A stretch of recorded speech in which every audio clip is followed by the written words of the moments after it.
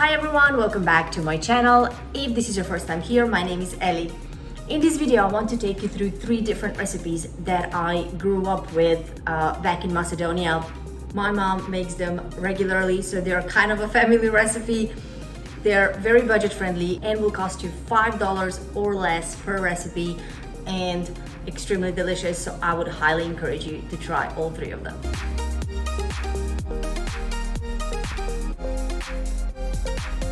And we're gonna start with baked macaroni. This is kind of like a Balkan version of mac and cheese. And in here I have 2 cups of milk. In the milk, I'll put 2 cups of macaroni. I have 1 packet of yogurt here. You can use Greek yogurt, whatever yogurt you can find. This is 5 ounces, 150 grams. And here I have 1 cup of cottage cheese, roughly 5 to 7 ounces. And give these ingredients a good mix. And we will add 3 eggs, 3 tablespoons of oil, and 1 teaspoon of salt. And you'll just mix this well together and let it sit for 1 hour. Coming back to it and stirring it every 15 minutes. I am now transferring the batter into non-stick pans. I didn't put any oil because we already have oil in the batter, but you can definitely spray it just to be on the safe side. You want to leave a little bit of room because they'll grow as they bake. I don't have a tray big enough, so I'm gonna split it into smaller ones. They will go in the oven on 360 degrees Fahrenheit or 180 degrees Celsius for 50 minutes. Or until most of the liquid has been absorbed and is nice and brown on top.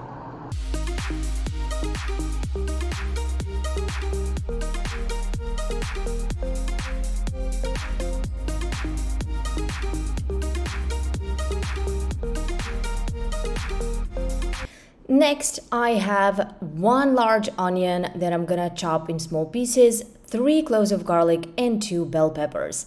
I also have about 200 grams of ground beef, and I washed a large handful of white rice. We're also gonna need 1 small can of tomato sauce, and I'm serving this with instant mashed potatoes. You want to start this by cleaning the bell pepper. The easiest way to do it is to just gently push in the pedicel of the pepper and then twist it around a few times just to detach it completely and gently pull it out so you don't break the bell pepper. Shake the remaining seeds out and that's it. I've chopped the garlic and the onions, and earlier I forgot about the tomato. I'm gonna slice the ends off of it and keep them aside, and we're gonna use them to close our peppers. And with the remaining part of our tomato, I'm just gonna slice that as well in small pieces. And we can start cooking now. I heated up some oil in the pan and I'm gonna put in the sliced onion, add a little bit of salt, and saute it on medium heat for 5 to 10 minutes or until our onions are completely browned. To which you can add the beef and roast it for 3 to 5 additional minutes or until it changes color but will not overcook. Now we can add our rice. You want to fry the rice together with the meat for another 1 to 2 minutes to ensure maximum flavor. Add the chopped tomatoes and garlic and fry for 2 more minutes to release the flavor from the garlic and to start melting down the tomatoes.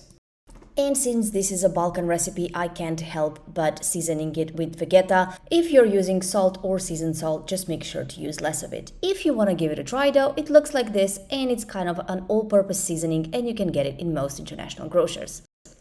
Next, we will add some black pepper, paprika, and a large pinch of parsley. Fry it all together with the seasoning for another minute and the filling is ready.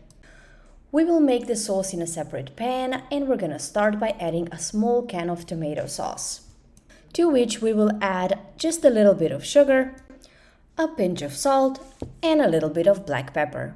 Let it simmer on low heat while you stuff the peppers. You're just gonna need a small spoon and we're gonna fill the peppers, leaving enough space for the rice to expand while it's cooking. Once you have them fully stuffed, you will take 1 end of the tomato that we cut earlier and put it on top of the pepper, assuring that our filling won't come out during cooking. Place the peppers in the sauce that we made earlier. Add enough water to cover 3/4 of the peppers. Cover them with a lid and bring them to a boil and cook them on medium heat for 45 minutes. They will become completely tender and served best with mashed potatoes. You can make homemade mashed potatoes, or you can just serve them with bread if you don't have any potatoes, but either way, they will be absolutely delicious.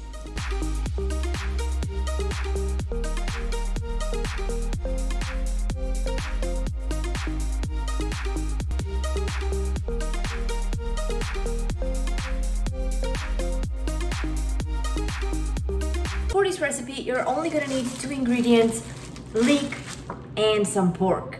Cut the leeks in half and wash them very well. Leeks are notorious for storing a lot of grit and sand in between those leaves, so make sure it's washed properly. And the pork, you'll just want it cut in smaller cubes. And as for the leek, you want to cut off all the rough ends and leave only the good part of the leek and chop it in smaller pieces. For cooking, you want to heat up a little bit of oil in your pan and add in your pork. Pork is quite fatty, so you don't need to add a lot of oil here. And fry it for around 10 minutes until it changes color and starts browning. Add salt and pepper to your liking and fry it all together for another 30 seconds. And we're now ready to add in the leeks. They will be quite bulky, but they do melt down quite a bit.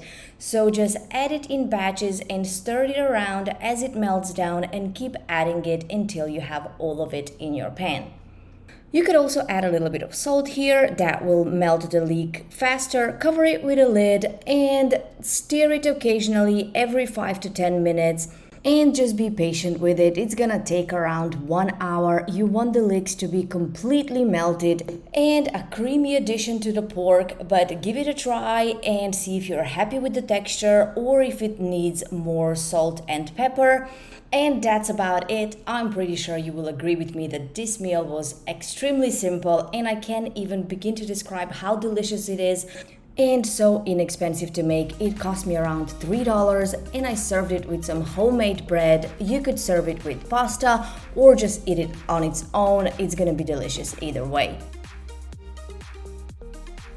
Thank you very much for watching. It was my pleasure to be able to share with you some of my favorite childhood meals.